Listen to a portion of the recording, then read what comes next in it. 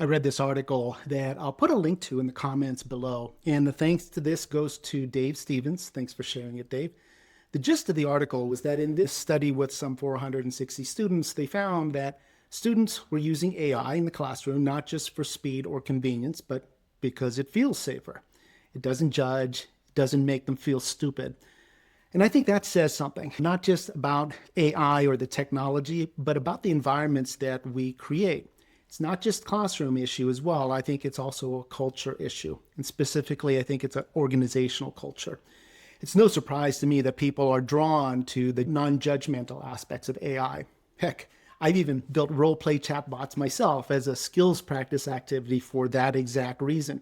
They offer psychological safety. But, AI isn't a fix, right? It just reveals what's missing. And what's missing are things like, leaders who model curiosity instead of control, teams that treat mistakes as lessons and not things to punish. I remember back in my old Navy squadron days, we had this thing called the Weekly Flounder Award. And it was literally this little guppy-looking tchotchke thing that was given to whoever made a mistake in the previous week that would earn them some renown in the current week. Not to shame them, but rather it was to discuss the scenario and share lessons learned about it.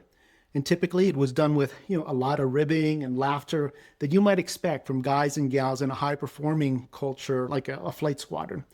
It built trust and it built culture. So yeah, I think this call isn't just to educators, researchers, and yes, L&D professionals, but it's also for leaders. If you're a people leader and your people are afraid to stand up and say, hey, I don't know something, or I messed up, I don't think that's a training issue. I think it's a leadership one.